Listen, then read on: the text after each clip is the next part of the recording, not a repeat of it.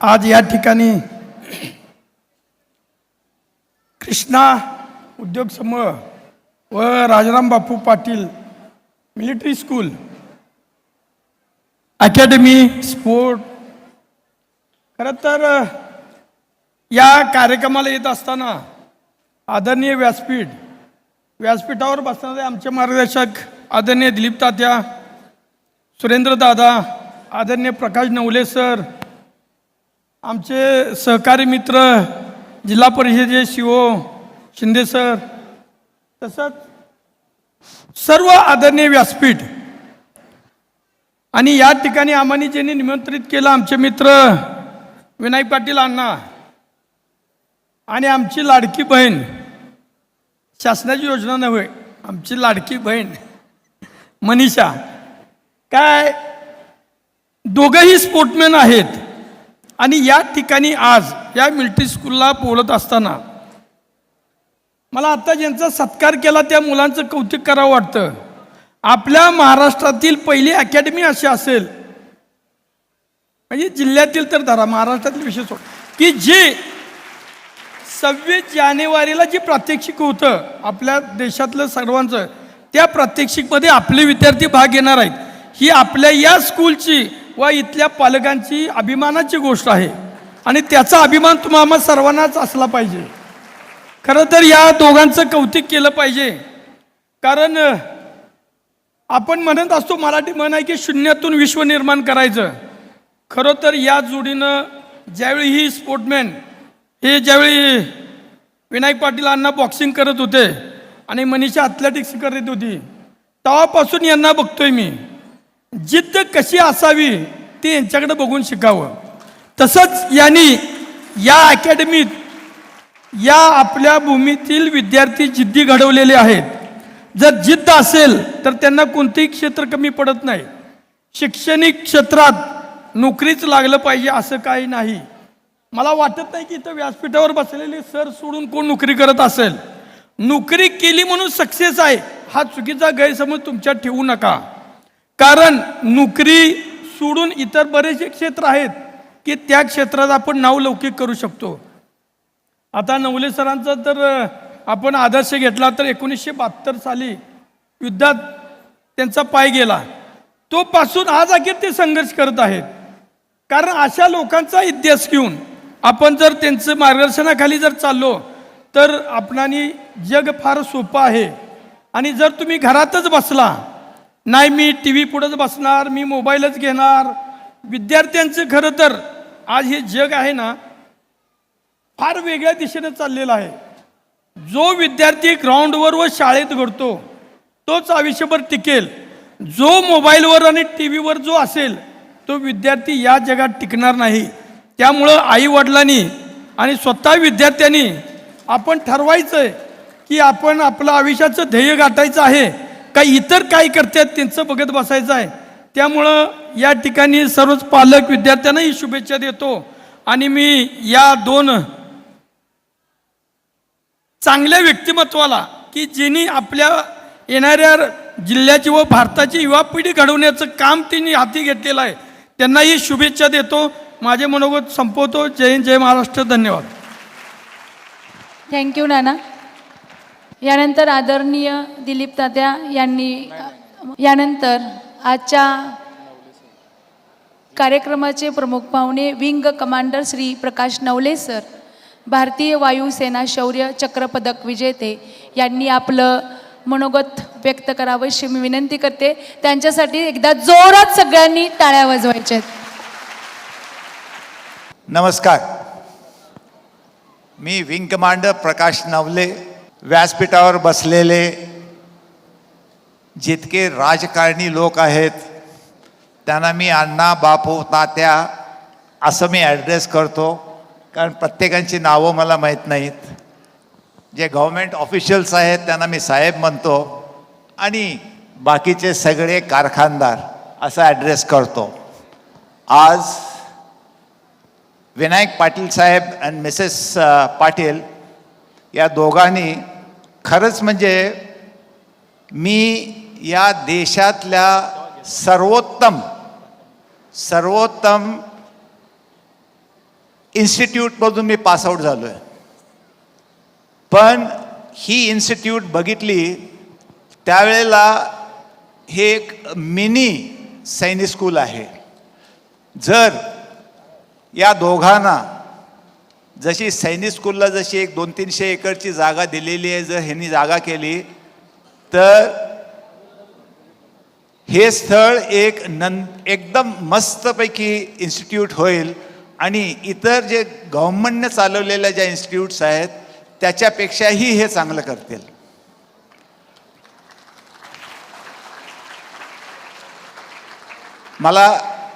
मला असं समजतं की ते ज्यावेळेला यंग होते, मला माहीत नाही कुठल्या इन्स्टिट्यूटमध्ये होते, पण ते चांगले बॉक्सर होते. त्यांना मी सांगू इच्छितो, मी पण बॉक्सर होतो सैनिक स्कूलमध्ये. पण असं व्हायचं की ज्यावेळेला मी फायनलला पोचायचो त्यावेळेला एक हनुमंत चव्हाण कर्नल होता. तो हनुमंत चव्हाण हा माझा प्रत्येक वेळा माझा अपोनंट म्हणून यायचा आणि तो इतका चांगला होता, NDAमध्ये बेस्ट बॉक्सर म्हणून त्याची सिलेक्शन झाली होती. आणि मी त्याच्याकडनं अक्षरशः धुतलो जायचो आणि मला पुढचे 2 दिवस काय कळायचं नाही की त्यांनी एवढं मला मारायचा. आणि तरी पण मी काही म्हणजे बॉक्सिंग करायचं सोडलं नाही. जरी तो मारत असला तरी म्हणजे शेवटी काय तुम्हाला सांगायचे, तुमच्याकडे जिद्द असली, तुम्ही हरला म्हणून तुम्ही वाईट नाही आहे, तुम्ही त्याच्यात भाग घेताय हे सगळ्यात मोठं आहे. तुम्हाला माहिती असते, तुम्हाला माहिती असून की तुमचा अपोनंट स्ट्रॉंग आहे तरीसुद्धा तुम्ही घेताय ते चांगलं आहे. मी एका छोट्याशा गावातनं माझा जन्म झाला होता, अंकलखोप. आमच्या शाळेत काही नव्हतं आणि त्याच वेळेला सैनिक स्कूल चालू झालं.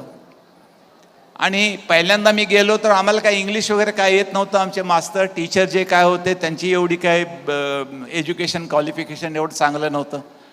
पण आमचं सिलेक्शन झालं.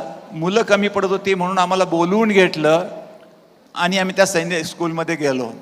आमच्यासाठी 6 महिने त्यांनी जास्त घेतली की त्यांना निदान ABCD तरी यावं म्हणून आम्ही त्या सैनिक स्कूलमध्ये गेलो. आणि यू विल बी सरप्राईज की त्या सैनिक स्कूलमधनं मी I passed out as a school captain. Why I say is की मी एका छोट्याशा गावातनं जातोय, काही बाहेरचं काही माहीत नसतो, तर मी स्कूल कॅप्टन झालो आणि पासआउट झालो. त्याला मला गव्हर्नरचं बेस्ट कॅडेटचं गोल्ड मेडल मिळालं. त्याच्यानंतर मी NDAला गेलो, DCC झालो. त्याच्यानंतर मी एअरफोर्सला गेलो. तिथं 3 स्टेजेस होते, त्याच्यामध्ये 3 एअरक्राफ्ट. काही माहीत नसायचं, अगदी म्हणजे जो खेड्यातनं जातो त्याला काही माहीत नव्हतं, काही एक्सपोजर नव्हतं. आणि तुम्हाला आश्चर्य वाटेल, तुमच्या इथं पण 5वीची वगैरे मुलं असतील, तर मी अंकलखोपहून एकटा सातारला सैनिक स्कूलला जायचो आणि एकटा यायचो. मला कोणी एस्कॉट नसायचा. म्हणजे मला काय म्हणायचं आहे की त्यावेळेला बसेस हे जो जास्त पीस टाईममध्ये स्वेट करतो he will bleed less in the war. त्यामुळे तुम्ही कष्ट करा, हार्डवर्क करा, निश्चितच तुम्ही देशाचं नाव उज्ज्वल करा. त्याच्यानंतर एअरफोर्सला गेल्यानंतर एक छोटासा इन्सिडेंट सांगतो जे मला शौर्यचक्र मिळालं. मी बंगालमध्ये कलायकुंडा म्हणून एक गाव होतं, त्यावेळेला मी हेलिकॉप्टरचं फ्लाईंग करत होतो. आणि आपल्याला ह्या एरियामध्ये समुद्राची वादळं वगैरे एवढी येत नाही आहेत. पण त्या ओरिसामध्ये मी भुवनेश्वरला होतो त्यावेळेला त्यांनी ओरिसामध्ये फार निदान वर्षातनं 2 ते 3 अशी वादळं येतात, ते जवळजवळ 10% तरी ते स्टेट नुकसान करून जातं. तर त्यावेळेला एक गुनुपूर म्हणून एक गाव होतं. त्या गुनुपूर गाव होतं ते सगळं नक्षलवादी लोकांचं एरियामध्ये होतं आणि ते गाव जवळजवळ निम्म वाहून गेलं होतं पुराने. तर ज्यावेळेला ते आम्हाला सांगितलं की काही करा आणि भुवनेश्वरला पोचा. आम्ही भुवनेश्वरला पोचलो. चीफ मिनिस्टरना लगेच जायचं होतं. आम्ही तिथं आम्हाला फार रिस्ट्रिक्शन्स असतात, वेदरच्या हवामानाच्या रिस्ट्रिक्शन्स फार असतात. पहिले 2 दिवस आम्ही जाऊ शकलो नाही कारण ती सगळी वादळं होतं, पाऊस होता, सगळं होतं, व्हिजिबिलिटी खराब होती, गेलो. मग त्याच्यानंतर ज्यावेळेला 3ऱ्या दिवशी गेलो त्यावेळेला त्या गोंडपूरदेशी ह्याच्यामध्ये त्यांनी छोटंसं हेलिपॅड केलं होतं. वरून पाहिलं, सगळं बरं वाटलं आणि मी लँड केलं. मी ज्यावेळेला तिथं लँड केलं त्यावेळेला सर्व काही व्यवस्थित होतं. पण जनरली काय असते, कुठल्या खेड्यामध्ये जर हेलिकॉप्टर उतरत असेल तर सगळं खेडं त्याच्या आजूबाजूला उभं राहिलेलं असतं. म्हणजे जवळजवळ 1000-2000 माणसं तिथं थांबलेली असतात. ज्यावेळेला ते थांबलं, मी बाहेर आलो, सगळं व्यवस्थित होतं. चीफ मिनिस्टरना बाहेर काढलं. इतक्यात त्या नक्षलवाद्यामध्ये काही तरुण मंडळी होती जी नक्सल अफेक्टेड होती. त्यांनी घोषणा द्यायला सुरुवात केली चीफ मिनिस्टरच्या अगेन्स्ट. ज्यावेळेला त्यामुळं ते संपूर्ण जो क्राऊड होता, सगळे लोक होते, ते एकदमच पेटलं. त्यांनी सगळ्यांनी दगडफेक करायला केली हेलिकॉप्टरवर. मला वाटतं एक अर्ध्या मिनिटात त्या हेलिकॉप्टरच्या पुढच्या काचा ही एक चाळण झाली होती. काही नव्हतं त्याच्यात राहिलं होतं आणि आम्हाला काही कळत नव्हतं. ज्यावेळेला हे झालं त्यावेळेला मी चीफ मिनिस्टर घेऊन बाहेर थोडंसं बाजूला घेऊन जात होतो, कारण एखाद्या वेळी दगडं आम्हाला लागली किंवा त्यांना लागली, ही दुखापत होऊ नये म्हणून झालं. तर ती जी लोक होती त्यांना आम्हाला काय करायचं नव्हतं, पण आम्हाला बाजूला घेऊन गेले होते आणि चीफ मिनिस्टरच्या आजूबाजूला राहिले होते. ज्या वेळेला पाठीमागं बघितलं तर तुम्हाला आश्चर्य वाटेल, त्या चीफ मिनिस्टरचे सगळे कपडे काढले होते त्या क्राऊडने. अतिशय वाईट वाटलं.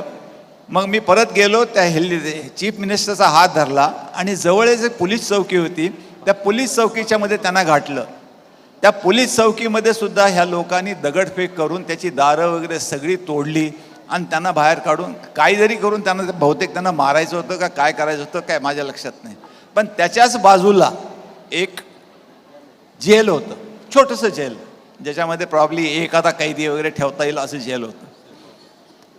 तर तिथं होतं म्हणून मी म्हटलं की आता काहीतरी करायला पाहिजे, म्हणून तिथे एक पोलीस उभा राहिला होता. तर त्याला विचारलं, बाबा ह्याची किल्ली आहे का तुझ्याकडं? तर त्या जेलमध्ये तो म्हटला आहे. तर त्याने मी ती किल्ली घेतली, त्याला जेलमध्ये घातला आणि किल्ली आत टाकली, म्हणजे कोण आत जाऊ नये. ज्यावेळेला बाहेर बघितलं तर हे सगळे जे लोकल होते त्यांनी हेलिकॉप्टरमध्ये आत, ज्यावेळेला आम्ही रेस्क्यू करायला जात असतो त्यावेळेला काहीतरी तिथं काडेशपेटी किंवा कॅन्डल्स किंवा सॉल्ट वगैरे छोट्या छोट्या घेऊन, कारण ते छोटं हेलिकॉप्टर होतं त्यामुळे काय जास्त घेऊन जाऊ शकत नाही. पण त्यांना त्या हेलिकॉप्टरची दारं कशी उघडायची हे त्यांना माहीत नव्हतं.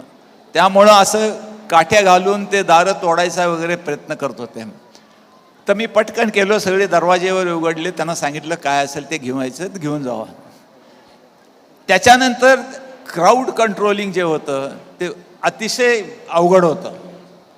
काही वेळा असं वाटतं की पोलीस लोक कशी क्राऊड कंट्रोल करतात आणि त्यांना खरंच शाबाशी द्यायला पाहिजे अशा टाईपचं होतं. प्रत्येकजण येणार, मला विचारणार गाडी हेलिकॉप्टरची किल्ली द्या. मी म्हटलं तुला चालवत असला तर घेऊन जा म्हटलं, ह्याला काय किल्ली बिल्ली लागत नाही आहे. कोण तर येतोय, काहीतरी हलवत आहे, दुसरं काहीतरी तोडतंय आणि जात आहे, अशा टाईपचं चाललं. एक 2 तास झाले मला खरं म्हणजे काही करता येत नव्हतं, कारण ज्या वेळेला तो क्राऊड लोक शांत होतील त्याच वेळेला मी काहीतरी करू शकलो असतो. पण प्रत्येक 10 मिनिटानंतर 5 मिनिटानंतर चीफ मिनिस्टरकडनं एक छोटी चिठ्ठी यायची आणि चीफ मिनिस्टर म्हणायचे, captain I want to go back, म्हणजे मला परत जायचं आहे. पण जायचं कसं, न्यायचं कसं, हा सगळ्यात मोठा प्रॉब्लेम होता. पहिली तर गोष्ट, असं ज्यावेळेला विमान होतं त्यावेळेला तुम्हाला त्या विमानाला किंवा हेलिकॉप्टरला तुम्हाला टचसुद्धा करायला परवानगी नसते ऑफिशियली, कारण ते अनसर्व्हिसेबल हेलिकॉप्टर झालं असते एवढी मोडतोड झाल्यामुळं. तरी पण म्हटलं की काही ना काहीतरी करून म्हटलं इथनं जर त्यांना घेऊन गेलो आणि निदान 1 किलोमीटरवर कुठल्या तर हायवेवर किंवा रस्त्यावर मी उतरलो आणि एखादी गाडी त्यांना पकडून दिली आणि त्यातनं ते गेले तर निदान ते सेफ राहतील. शेवटी काय आहे, मी एक पायलट आहे, जरी त्यांना घेऊन आलो असतो तर मी सगळं म्हणून आणलं असतं तर काय माझं काय आता संपली ड्युटी, काय मी चालू शकत नाही हेलिकॉप्टर, मी जाऊ शकतो, मला काय ह्यांचं काय करायची काय गरज नाही. पण एक देशसेवा म्हणा, ह्युमन आस्पेक्ट म्हणा किंवा एक दुसऱ्याची मदत करणे म्हणा, ह्याच्यासाठी म्हटलं की काहीतरी करायला पाहिजे. मग शेवटी काय झालं, जेवणाची वेळ झाली 1-1:30 वाजता. त्यामुळं जो 1000 क्राऊड होता ते 500 लोक आजूबाजूला होते. त्यांना म्हटलं मी की मी आता हेलिकॉप्टर घेऊन जातोय. चीफ मिनिस्टरला घेऊन जायला परवानगी आम्हाला देत नव्हते. मी म्हटलं की माझं मी हेलिकॉप्टर घेऊन जातो, त्यांना मी इथं सोडतो. त्यामुळं ते म्हणले की ठीक आहे. आणि मी माझ्या को पायलटला सांगितलं, अगेन हे सगळं जे काही केलेलं आहे हे सगळं रूल्सच्या विरुद्ध केलेलं आहे. हे रूल्स नाही आहेत. मी त्यांना सांगितलं माझ्या को पायलटला की मी एकटा जातो, निदान फ्लाईंग करून हे कुठं काय असतंय काय वेळेला हे जे हेलिकॉप्टर चालवत होतं त्याचं चेतक नाव आहे, त्याचं इंजिन बाहेर आहे. त्यामुळं एखादी पाईपलाईनवर दगड लागला आहे, तिथं लिकेज झालं, फ्यूलचं लिकेज झालं आणि काहीतरी झालं आणि मी चालू करणार आणि एकदम पेट घेऊन ते जळून जाणार. तो धोका फार मोठा होता. म्हणून पहिल्यांदा मी व्हिज्युअल सगळं बघितलं, तरी पण मला थोडंसं बरं वाटलं. म्हणून मी को पायलटला सांगितलं की मी जात नाही, तुला इथंच ठेवतो, मी एक चक्कर मारतो. चक्कर मारून जर मी खाली उतरलो आणि जर माझे रोटर्स म्हणजे वरचा पंखा जर चालू राहिला आणि मी इंजिन बंद नाही केलं तर आपण इथनं टेक ऑफ करू शकतो. म्हणून मी एकटा अलाउड नाही आहे. Flying alone in the helicopter is not allowed. तरी पण मी म्हटलं की रिस्क घ्यायला पाहिजे, काहीतरी करायला पाहिजे. म्हणून मी गेलो, एक 2-3 मिनटाचीच फ्लाईंग केली आणि परत आलो. आणि त्यांना सांगितलं की ज्यावेळेला मी येईन त्यावेळेला ही तुझी ड्युटी आहे. आणखीन दोघांना त्याला हे केलं की आल्याबरोबर चीफ मिनिस्टरला जनरली काय असतं, हेलिकॉप्टर चालवायचं असेल त्यावेळेला मग ते मंत्री कोण संत्री कोण त्यांच्याकडे कोणाकडे लक्ष नसतं. त्यांचं सगळं लक्ष, कारण पहिल्यांदाच ते हेलिकॉप्टर बघत असतात, त्यामुळं त्यांचं लक्ष सगळीकडनं तसंच असतं. त्यामुळं मी बघितलं की हा चीफ मिनिस्टरना घेऊन यायला लागला आहे. आणि चीफ मिनिस्टर ज्यावेळेला ते येत होता त्यावेळेला सगळ्या क्राऊडची त्यांची पाठ त्यांच्याकडं होती, त्यामुळे त्यांच्याकडं कोणाचं लक्ष नव्हतं. त्या सर्कलमध्ये आल्याबरोबर माझ्या को पायलटनी आणि त्यांच्याबरोबर 2 माणसं होते, ते म्हणले कोणालाही जनरली असते हे सगळे पॉलिटिशियन्स वगैरे नमस्कार सगळ्यांना हे करत वगैरे असतात, त्यांना म्हणले हे नमस्कार काय नाही, त्यांना उचलायचं आणि हेलिकॉप्टरमध्ये टाकायचं आणि पटकन येऊन बसायचं. आणि त्याच्यानंतर तर तसं केलं त्यांनी. आणि त्याच्यानंतर मी within fraction of second, generally काय असतं की ज्यावेळेला हेलिकॉप्टरचं रोटर चालू असतं आणि काय केलं असतं आणि त्याच वेळेला एखाद्या कुठल्या तरी माणसाने किंवा कुणीतरी दगडफेक केली किंवा एखादी काठी टाकली पंख्यावर आणि पंखा तुटला किंवा तो बेंड झाला तर त्याचा संपूर्ण बॅलन्स जातो. ते रोटेट करताना ते संपूर्ण बॅलन्स जातो आणि बॅलन्स होऊन त्याच्यानंतर काय होतं, ते हेलिकॉप्टर टॉपल होतं, ते पडतं. इमॅजिन जे जवळजवळ 500-600 माणसं जर आजूबाजूला बसली आणि ते टॉपल झालं आणि त्या स्पीडनं जो पंखा चालवतो जवळजवळ त्यातली 3/4 माणसं मेलीच असते. हा फार मोठं रिस्क होतं. पण तरी पण म्हटलं ठीक आहे, जर आपण only bold people can do all this things म्हटलं, त्यांच्या लक फेवर्स द बोल्ड. म्हणून मी हे केलं, चालू केलं, सगळं ठेवलं आणि within a fraction of second घेऊन मी त्यांना भुवनेश्वरला घेऊन गेलो. यू विल बी सरप्राईज, ज्यावेळेला भुवनेश्वरला गेलो त्यावेळेला आमचे ईस्टर्न कमांडचे कत्रे म्हणून साहेब होते, ते आले दुसऱ्या दिवशी आणि ते म्हणाले गाढवा असलं विमान कसं चालवत घेऊन आलास तू. मी म्हटलं माझ्याकडे चॉईस नव्हता. खरं म्हणजे जर काहीतरी ॲक्सिडेंट झाला असता, काहीतरी झालं असतं तर पहिल्यांदा मला फासावर चढवलं असतं. पण फॉर्च्युनेटली सगळं चांगलं झालं. आणि त्याच्यानंतर ते म्हणले की इथून तू आता रिपेअर डेपोला माझं हेलिकॉप्टर घेऊन जाणार का. मी म्हटलं आता घेऊन जाणार नाही, बाकी दुसरा कोण पायलट असेल त्याला घेऊन जाऊ दे, पण मी घेऊन जाणार नाही. तर त्यांनी ॲप्रिशिएट केलं की इट इज व्हेरी डेंजरस म्हणून. आणि त्यांनी दुसरी एक मोठं विमान घेतलं, ह्याच्यात डिसमॅन्टल करून ते विमान त्याच्यात घातलं आणि रिपेअर केलं. थोडक्यात काय म्हणायचं आहे की जो मनुष्य बोल्ड आहे, बोल्ड डिसिजन घेतो, सक्सेस त्याच्या पाठीशी राहतं. त्याच्या निश्चित जो बोल्ड आहे, आता तुमच्यापैकी कोण बोल्ड आहे, पुष्कळशे अभ्यासामध्ये वीक असतील, पण नाद सोडायचा नाही, सारखा अभ्यास करायचा, त्यातनं हे करायचं. आणि जर माझ्यासारखा एक खेड्यातनं गेलेला मनुष्य किंवा विद्यार्थी जर सैनिक स्कूलमध्ये जातो, NDLA जातो, फ्लाईंग करतो, जवळजवळ 10,000 तास माझं फ्लाईंग आहे. एवढं सगळं करून जर मी करत असेल की तुम्हाला सगळ्यांना पाटील साहेबांनी ज्या फॅसिलिटीज इथं तयार केलेल्या आहेत त्या ठेवलेल्या आहेत, तुम्ही आमच्यापेक्षा चांगलं करायला पाहिजे. एवढ्या फॅसिलिटीज जनरली कुठल्याही इन्स्टिट्यूशनमध्ये मिळत नाहीत. आजकाल महाराष्ट्र गव्हर्नमेंटनं पण सैनिक स्कूल्स वगैरे चालू केलेले आहेत, पण तुम्हाला आश्चर्य वाटेल की एवढ्या छोट्या ह्याच्यामध्ये जर तुमच्या मी म्हणतो की हे थिएटरच आहे. छोट्या इन्स्टिट्यूशनमध्ये असं थिएटर करणं, आणि मगाशी मी त्यांच्याशी बोलत होतो तर सैनिक स्कूलमध्ये काय करिक्युलम असतो, तिथं क्लब कसे असतात ते सगळं त्यांनी मला सांगितलं. तर इट इज अ मिनी सैनिक स्कूल. जर ह्यांना जागा जास्त मिळाली तर हे सैनिक स्कूलपेक्षाही चांगलं करतील असं मला वाटतं. अजून एक इन्सिडेंट झाला आहे मला, पण तुम्ही कंटाळा असाल, मी काय तो इन्सिडेंट सांगत नाही. एवढंच मी करून बंद करतो. थँक्यू. मी श्रीलंकेमध्ये ज्यावेळेला शांतीसेनेबरोबर गेलो होतो, तुम्हाला आश्चर्य वाटेल आणि तुम्हाला पटणारही नाही. हेवी मशीन गनच्या गोळ्या मला माझ्या खांद्याला घासून गेलेल्या आहेत आणि त्यातनं मी वाचलेलो आहे. म्हणून तुम्हाला सांगतोय मी, बी बोल्ड. घाबरू नका कोणाला. कोण तुझे वडील रागवले हे बोल्डली तुम्ही कामं करा, तुम्हाला सक्सेस निश्चित मिळेल. Thank you. Thank you very much sir. खरोखरच तुम्ही आपले हृदयस्पर्शी प्रसंग आमच्या सर्वांशी शेअर केला. कारण ज्यावेळी त्या गोष्टी अवेलेबल नव्हत्या त्यावेळी त्यातून तुम्ही सक्सेस एवढं छान अचीव केलेलं आहे. आणि आज रोजी सगळ्या गोष्टी अवेलेबल असताना खरोखरच या विद्यार्थ्यांना तुम्ही एक प्रेरणा दिलेली आहे आणि हे सर्व विद्यार्थी तुमची प्रेरणा नक्की घेतील, मी अशी आशा बाळगतो. यानंतर आजच्या कार्यक्रमाचे प्रमुख पाहुणे आदरणीय दिलीप पाटील तात्या यांनी आपलं मनोगत व्यक्त करावं अशी मी विनंती करतो.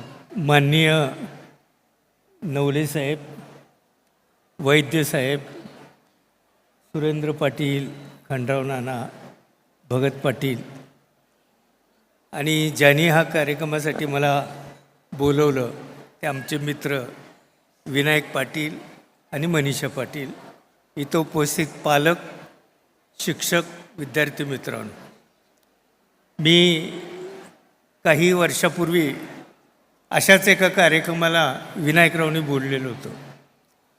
त्यावेळीची परिस्थिती आणि आजचं जर बघितलं तर ह्या इन्स्टिट्यूटमध्ये, या संस्थेमध्ये खूप बदल झालेला मला दिसला.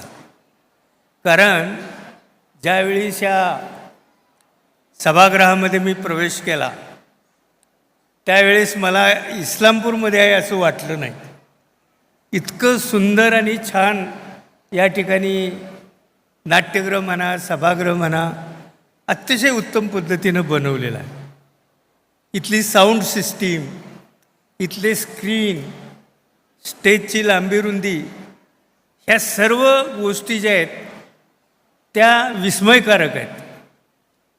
थोडं बहुत कलेच्या क्षेत्रामध्ये मी काम करतोय, त्यामुळं आता बऱ्याचशाच गोष्टी माहीत झालेल्या आहेत.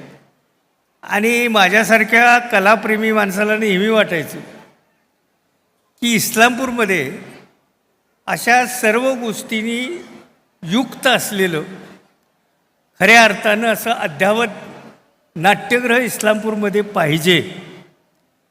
आणि त्याचं स्वरूप आज इथं बघताना मला खूप आनंद होतोय. इस्लामपूर नगरपालिकेचं नाट्यगृह आपल्याला सर्वांना माहीत आहे, परिचित आहे. इथं खंडेराव जाधव बसलेत, त्यांच्या नाकाला राग येईल लागलीच की काय अवस्था आहे. दिवसा माणसाला त्या ठिकाणी घामानं तपतपतो, आवाज येत नाही, अनेक गोष्टी आहेत. इस्लामपूरसारख्या नगरीचं प्रमुख असणारं जे नाट्यगृह आहे त्याची दुरावस्था पाहिल्यानंतर माझ्यासारख्या माणसाला मनामध्ये विषण्णता निर्माण होते, पण आम्ही काहीच करू शकत नाही. परंतु आज विनायकरावनी या ठिकाणी हे जे काही निर्माण केलं भव्य दिव्य सुंदर असं, याबद्दल मी मनापासून धन्यवाद देतो. बाकी शाळेचा परफॉर्मन्स चांगलाच आहे. शाळेचा परफॉर्मन्स अतिशय उत्तम आहे. विद्यार्थी उत्तम शिकत आहेत, उत्तम शिक्षक आहेत आणि मिलिटरी स्कूल असल्यामुळं शिस्त आहे. आम्ही सकाळपासून पाहतो किंवा इतर वेळेलाही रस्त्यावरती ही मुलं जात असतात. त्यावेळेस अतिशय उत्तम पद्धतीनं त्या मुलांना शिकवलेलं असतं. खऱ्या अर्थानं शाळेमध्येच उत्तम नागरिक घडत असतात आणि ते उत्तम नागरिक घडवण्याचं काम, ज्ञानदानाचं काम, शैक्षणिक गुणवत्ता, खेळामधली गुणवत्ता आणि इथं रुजवत असलेलं राष्ट्रप्रेम हे महत्त्वाचं आहे. या सर्व गोष्टी विनायकराव आणि मनीषा या दोघांनी सेवावृत्त, जो तालुका कर्मवीर भाऊराव पाटलांचा आहे, शिक्षणाची मुळं आणि सामान्य माणसाला शिक्षण मिळावं म्हणून ज्या विभूतीने काम केलं त्या तालुक्यातील आपण सर्वजण आहोत आणि तेच थोडे बहुत फरकानं आपण हे अंगीकारलं आहे. मला खूप खूप आनंद झाला आणि त्यातल्या त्यात आनंद म्हणजे माझ्या हस्ते डबल का होईना याचं उद्घाटन केलं.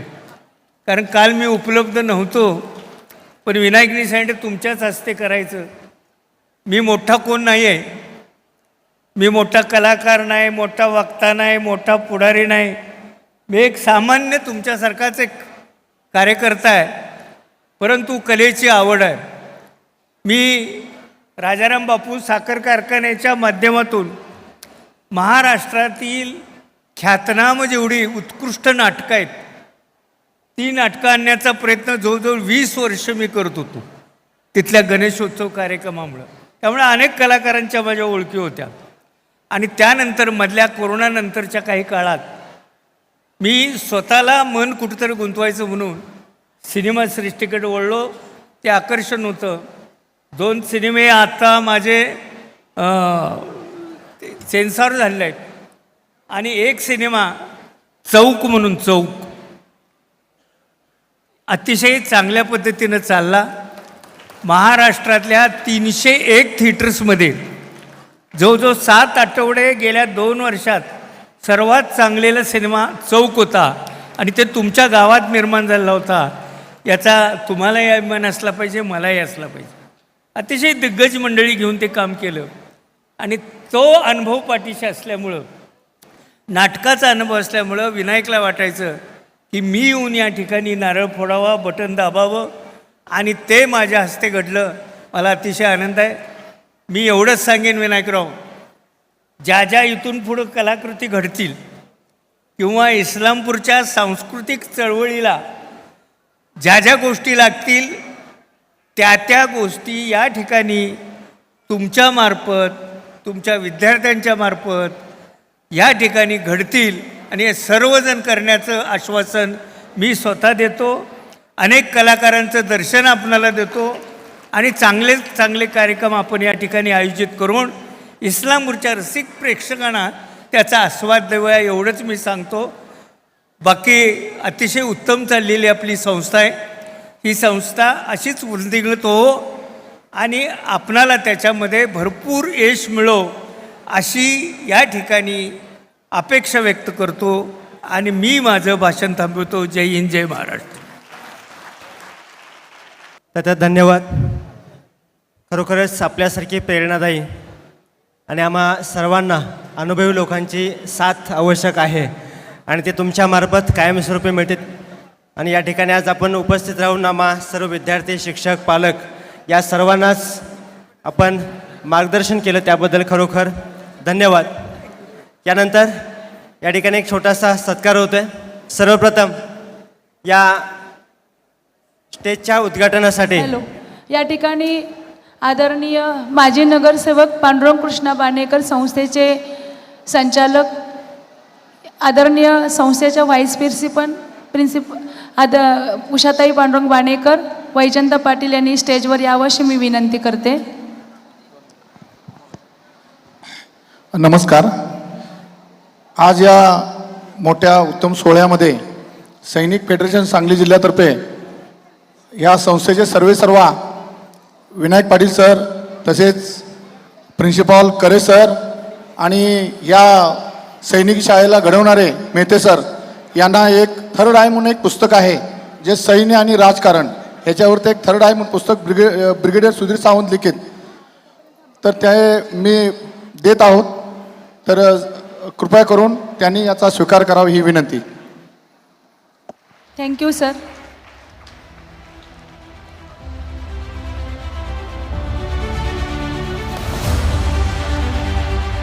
Thank you sir.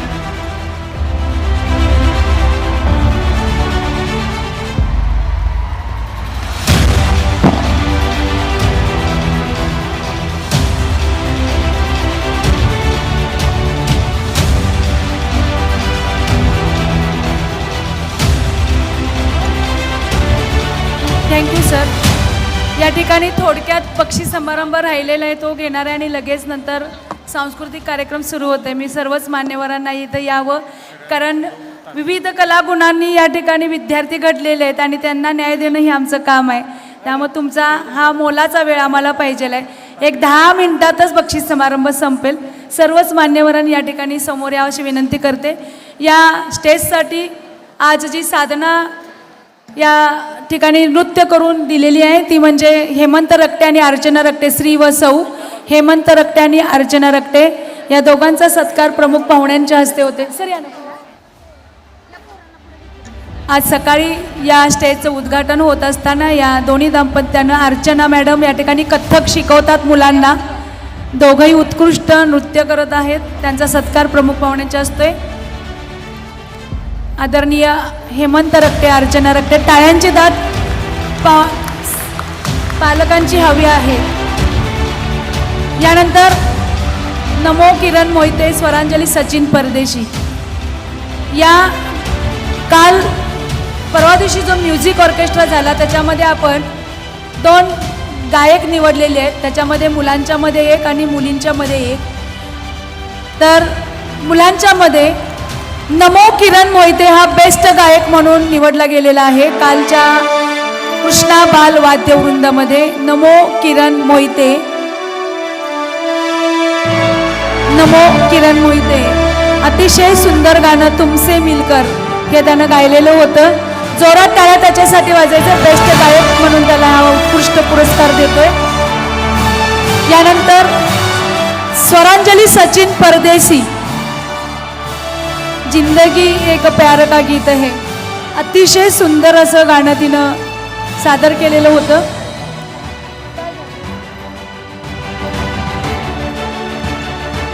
स्वरांजली सचिन परदेशी फार सुंदर असं गायन तिनं त्या ठिकाणी केलं होतं. यानंतर मी उर्वरित काल जे हॉस्टेलचे विद्यार्थी बेस्ट स्टुडंट म्हणून निवडलेले होते त्याच्यानंतर सुद्धा सिनियर ज्युनियरमधले जे हॉस्टेल स्टुडंट बेस्ट राहिलेले त्याची मी यादी इथं जाहीर करतोय. बेस्ट हॉस्टेल बॉय विराज विनोद चव्हाण, अनिश रूपचंद यादव, पृथ्वीराज मनोहर लोहार, श्रीराज सुशील सावंत. सर्व विद्यार्थ्यांनी एकदम एकत्र यावं अशी विनंती करतोय. 4ही विद्यार्थ्यांनी विराज विनोद चव्हाण, अनिश रूपचंद यादव, पृथ्वीराज मनोहर लोहार, श्रीराज सुनील सावंत या 4ही विद्यार्थ्यांचं हार्दिक हार्दिक अभिनंदन. बक्षीस समारंभ थोडक्यात उरकण्यात येत आहे कारण इथून पुढचा कार्यक्रम ही तुम्हाला उत्सुकता लागलेली आहे. तो कार्यक्रम लवकरात लवकर आपण सुरू करतोय. 4ही विद्यार्थ्यांचं हार्दिक अभिनंदन. विराज विनोद चव्हाण, अनिश रूपचंद यादव, पृथ्वीराज मनोहर लोहार, श्रीराज सुनील सावंत. यानंतर बेस्ट अहवाल वाचक आर्या संदीप पाटील, आर्या संदीप पाटील बेस्ट अहवाल वाचक आणि best hostel boy Jayraj Pandurang Chavan. Arya Sandeep Patil, Arya Sandeep Patil best अहवाल वाचक आणि best hostel boy Jayraj Pandurang Chavan. गेले 7 ते 8 वर्ष हॉस्टेलमध्ये आहे आणि मिलिटरी बँडमध्ये तो आपलं नेतृत्व करण्यासाठी प्रजासत्ताक दिनानिमित्त जाणार आहे. यानंतर रायझिंग स्टार बेस्ट हॉस्टेल बॉयच्या समोरची पायरी रायझिंग स्टार मी जाहीर करतो यावर्षीचे सुजल अनिल मापनकर आणि मधुसूदन चंदन काटे.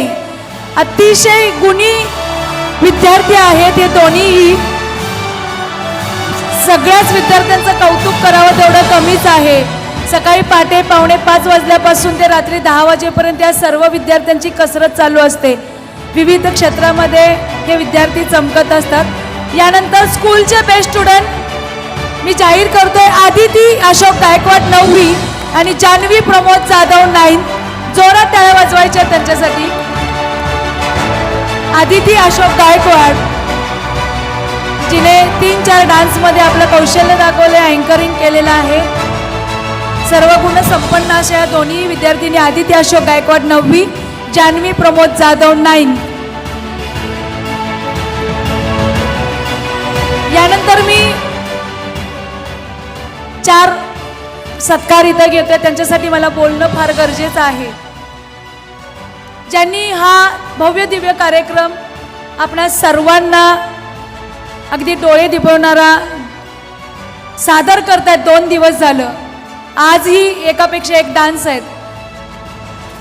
जवळजवळ 70 डान्स बसवत असताना प्ले ग्रुपच्या मुलांपासून ते 12वीच्या मुलांपर्यंत पाय कसा टाकायचा आणि कुठल्या पद्धतीनं स्टेप करायच्या, एक नाही 1600 विद्यार्थ्यांना या ठिकाणी डान्स शिकवणं आणि सगळ्या विद्यार्थ्यांना या स्टेजवर आणण्याचं जे काम मनापासून करत असतात अहोरात्र, ते आमच्या संस्थेचे डान्स टीचर सुमित सुरेश अय्यर यांचा सत्कार प्रमुख पाहुण्यांच्या हस्ते होते.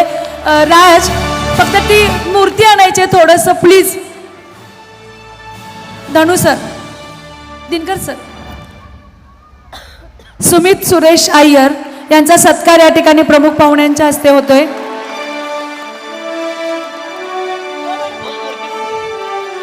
यानंतर दुसरं व्यक्तिमत्व की रात्रंदिवस या विद्यार्थ्यांसाठी आईप्रमाणे राबणं आणि आपल्या सगळ्या फॅमिली मेंबरला या ठिकाणी सोबत घेऊन या 350 मुलांचं आईवडील व्हायचं आणि या संस्थेला अहोरात्र संस्थेचे संस्थापक विनायक पाटील सर.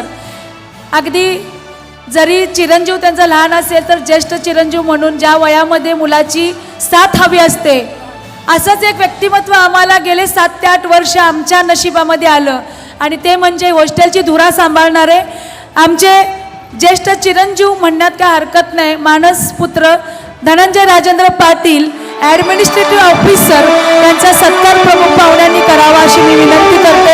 एवढ्या लहान वयामध्ये अशोक करे सर असू देत किंवा धनु सर असू देत किंवा त्यांची सर्व टीम असू देत, खरोखरच यांचं लाख मोलाचं आम्हाला सहकार्य असतं. कुठल्याही बाबतीत या ठिकाणी कमतरता नसते. खरोखर असे व्यक्तिमत्वांना आमचा सलाम आहे आणि अशीच साथ आम्हाला आयुष्यभर या सगळ्यांची लाभू दे. करे सर सुद्धा काल आपण त्यांचा सत्कार केलेला आहे, त्यांचंही मी मनापासून हार्दिक खरोखर गोड कौतुक करतोय की असे व्यक्तिमत्व असणारे आणि असे सहकार्य आम्हाला लाभलेले आहेत. सुमित अय्यर सरांनी वर यावं की आमच्याकडून जी साधना त्यांनी केलेली आहे त्या साधनेसाठी म्हणून एक आयुष्याची आठवण की खरोखर की या नटराजाला न्याय देणारे म्हणणारे हरकत नाही आहे. त्यांची सर्व टीम त्यांच्यासोबत आली तरी चालेल की या सर्व टीमनं या स्टेजला न्याय दिलेला आहे. तर एक छोटंसं गिफ्ट पण आम्ही आपण आज देत आहोत, ते स्वीकारावं अशी मी विनंती करते.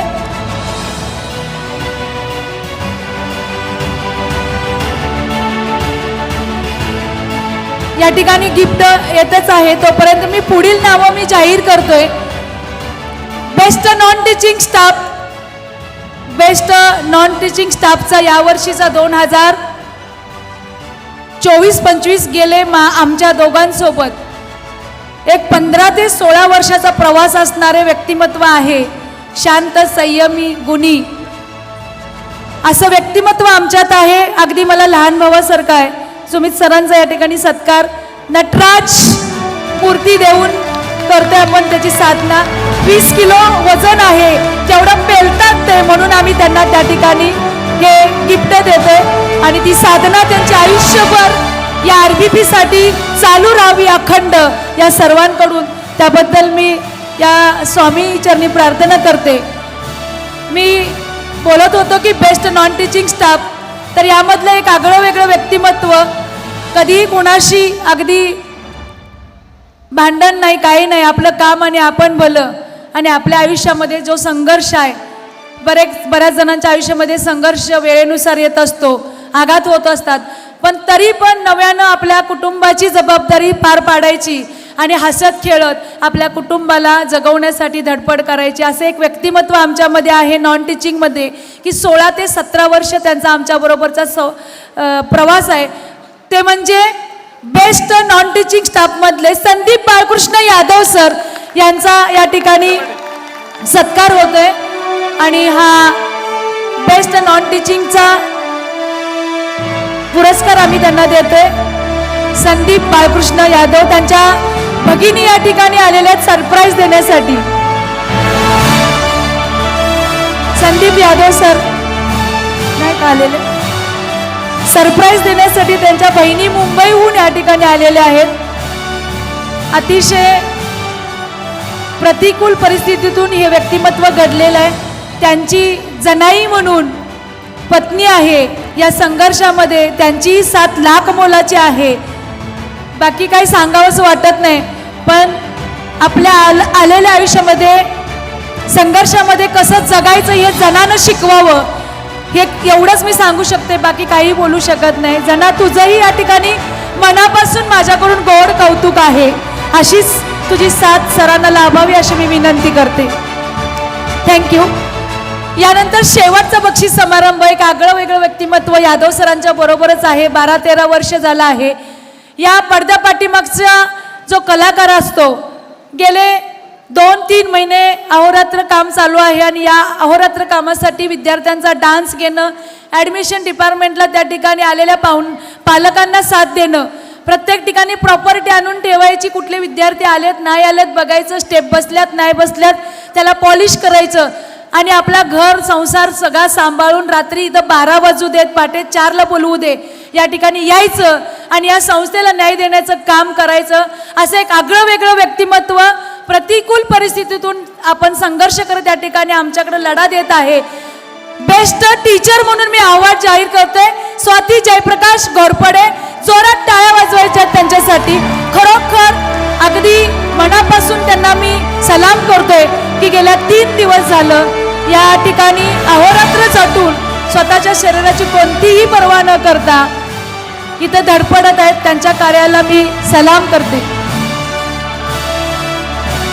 आणि सर्वच माझा कृष्णा फॅमिली परिवार आहे, त्यांचाही मी या ठिकाणी आभार मानते.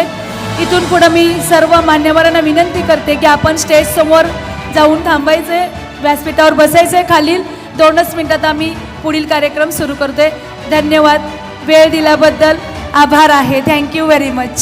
थँक्यू. कसं काम केलं जातं हे तुम्ही मिलिटरी बँडच्या विद्यार्थ्यांच्याकडून बघितलंच आहे की कशा पद्धतीने त्या विद्यार्थ्यांना घडवलेलं आहे. आणि त्या विद्यार्थ्यांनी या संकुलाचं आदरणीय विनायक पाटील सरांचं स्वप्न पूर्ण केलेलं आहे. आणि येत्या 26 तारखेला हे सगळे विद्यार्थी आपल्या राजपथावर आपलं संचलन करणार आहेत. आणि हे आमच्यासाठी आणि इस्लामपूरकरांसाठी अभिमानाची बाब आहे. आणि हे सगळं शक्य झालंय ते म्हणजे आमच्या आदरणीय सरांच्यामुळेच. तुम्हाला माहिती नसेल म्हणून मी सांगते आवर्जून की या बँडसाठी सरांनी जवळजवळ 15 लाख रुपये खर्च केलेले आहेत. कोणती शाळा आपल्या विद्यार्थ्यांसाठी एवढं करते? स्वतःकडे या दंपत्यानं कधीही लक्ष दिलेलं नाही. इव्हन स्वतःच्या मुलाकडे सुद्धा लक्ष दिलेलं नाही. फक्त आपल्या शाळेची मुलं, आपल्या शाळेचे शिक्षक, आपला हा कृष्णा परिवार आपण घरच्यांना सुद्धा म्हणतोय, पण घरात काय वातावरण असतंय, घरोघरी मातीच्या चुली आपण बघतोय. पण हा आमचा कृष्णा परिवार असा अजिबात नाहीये. कारण एकमेका सहाय्य करू, अवघे धरू सुपंत, किंवा संस्थेचं ब्रीदवाक्य आहे सहकार्यातून सत्कार्याकडं, जे विनायक पाटील सरांनी ठेवलेलं आहे. आणि त्याप्रमाणे आमचा हा कृष्णा परिवार चालतो. एकमेकांना मदत करायची, प्रत्येकाच्या सुखदुःखात सामील व्हायचं, आनंदात सामील व्हायचं आणि प्रत्येक कार्यक्रम आनंदानं करायचा, हा आमच्या या कृष्णा परिवाराचा नियम आहे. आणि सरांच्या विषयी काय सांगायचं हो, जेवढं सरांच्या विषयी बोलल तेवढं कमीच आहे, कारण त्यांचं कामच एवढं मोलाचं आहे. त्यांच्याविषयी जर बोलायचं झालं, मनशुद्ध तुझं गोष्ट आहे पृथ्वी मोलाची, मनशुद्ध तुझं गोष्ट आहे पृथ्वी मोलाची, तू चाल गड्या तुला र भीती कशाची, परवा बी कुणाची. झेंडा नवा कामाचा जो घेऊन निघाला, झेंडा नव्या कामाचा जो घेऊन निघाला, काट कुठं वाटमधी बोचती त्याला, रगात निघल तवा बी असल शाबास त्याची, तू चाल गड्या तुला र भीती कशाची, तुला र भीती कशाची. आणि आम्हाला ही संधी मिळवून दिलीत त्याबद्दल मी आदरणीय विनायक पाटील सर आणि आदरणीय सचिव मॅडम मनीषाताई पाटील मॅडम यांची अत्यंत आभारी आहे. आणि आपण देखील या कार्यक्रमाचा आस्वाद घ्यावा, टाळ्यांच्या गजरात विद्यार्थ्यांना प्रोत्साहित करावं. एवढं बोलून मी थांबते. धन्यवाद. नाही मागणं सुख पण दुःख सहन करण्याची ताकद दे, पराभव झाला तरी हरकत नाही, शेवटपर्यंत झुंजायची शक्ती दे. आयुष्य म्हणजे रणांगणच आहे, माझी लढाई मलाच लढू दे. सहाय्य केलेस नाही तरी हरकत नाही, पण तुझ्या मायेचा आधार दे. सर्वांनाच कुठे फुले मिळतात, थोडे काटेही झेलायला शिकू दे. पडता पडता रडता नाही, मला हसायला येऊ दे. आणि मात्र जर वाट चुकले तर न मागता मदतीचा हात दे. आयुष्याच्या कोणत्याच प्रसंगात हे स्वामी राया फक्त तुझीच साथ दे. स्वामींच्या आराधनेसाठी सादर होतंय स्वामी भक्ती गीत.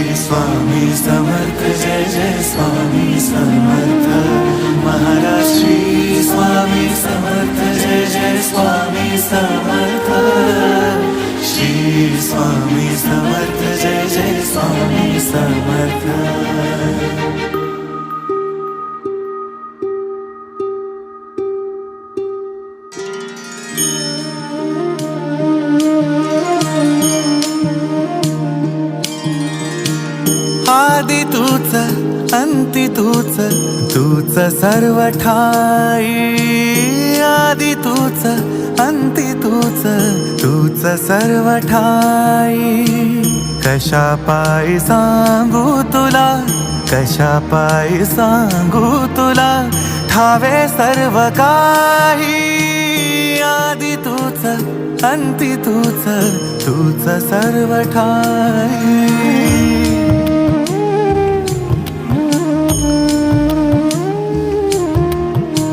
ठेव हात डोईवरी, शिणली रे काया, तुझ्या सावलीत जावो जन्म स्वामी राया, जन्म स्वामी राया.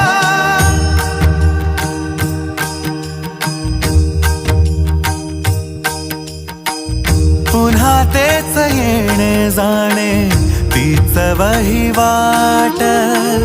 पुन्हा तेच येणे जाणे, तीच वहिवाट.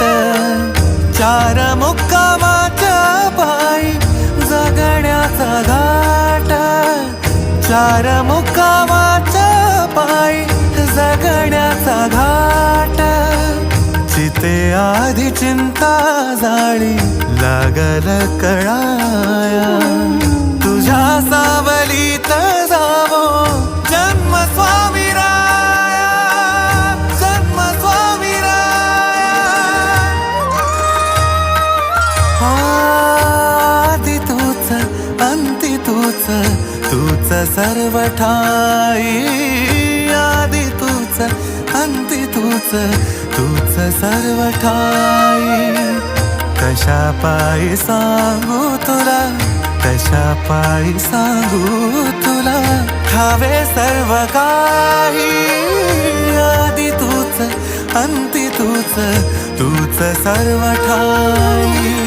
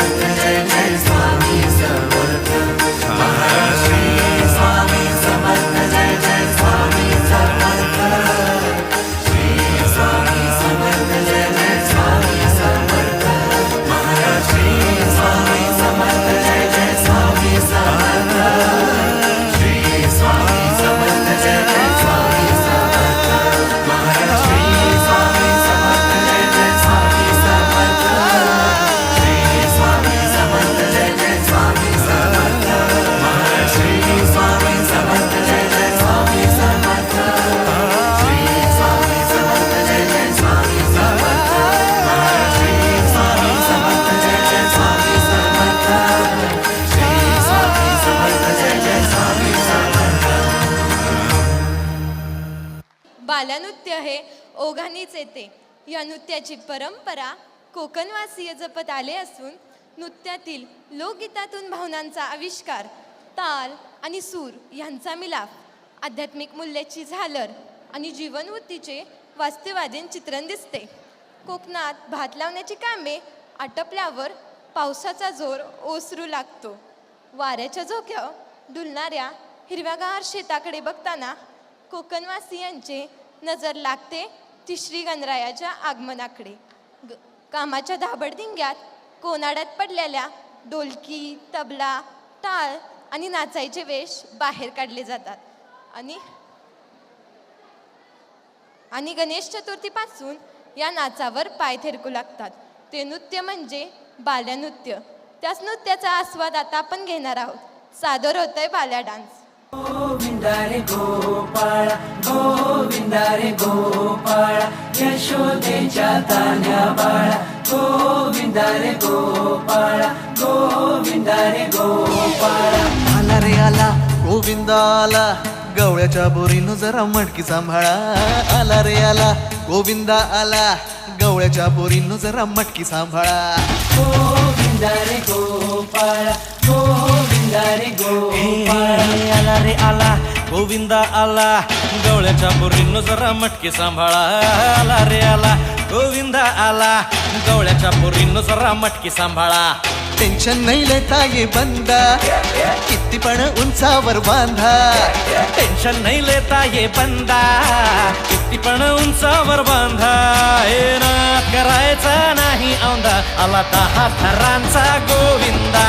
गोविंदा रे गोपाळा यशोदेच्या तान्या बाळा गोविंदा रे गोपाळा गोविंदा रे गोपाळा. तुझ्या घरात नाही पाणी घागर उताणी रे गोपाळा. घरात नाही पाणी घागर उताणी रे गोपाळा. हे हलकी बोलते भित्तर तारा तालावरी ढोलकी गोविंदा गोपाळा.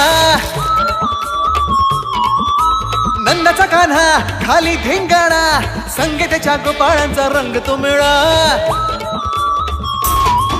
हे गोकुळच्या चोरांचा लय बोलबाला माखन चुरात आहे बन्सीवाला. हे गोकुळच्या चोरांचा लय बोलबाला माखन चुरात आहे बन्सीवाला. हंडीभर आमचा डोळा दह्या दुधाचा काला. हंडीवर आमचा डोळा दह्या दुधाचा काला. हे नाद करायचा नाही यंदा आला 10 थरांचा गोविंदा. गोविंदा रे गोपाळा यशोदेच्या तान्या बाळा गोविंदा रे गोपाळा गोविंदा रे गोपाळा. तुझ्या घरात नाही पाणी घागर उताणी रे गोपाळा. हे तुझ्या घरात नाही पाणी घागर उताणी रे गोपाळा. हे गगरी संभालो ओ मरी मैया आज इथे सारेच पेंद्यानी कन्हैया ए लूट ही लेंगे माखन की गगरिया आज बच न पाए कोई राह डगरिया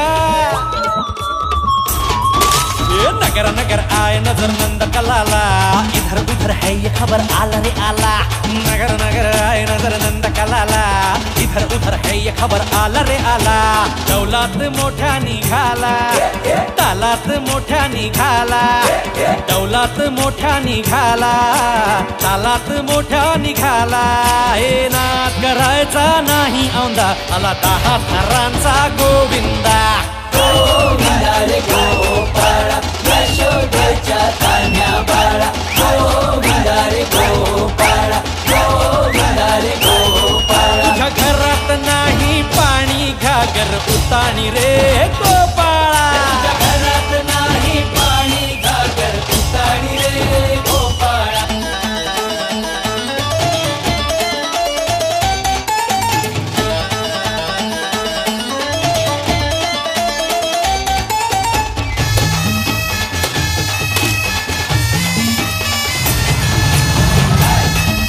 गोविंदा रे गोपाळा यशोदेच्या तान्ह्या बाळा गोविंदा रे गोपाळा गोविंदा रे गोपाळा तुझ्या घरात नाही पाणी घागर उताणी रे गोपाळा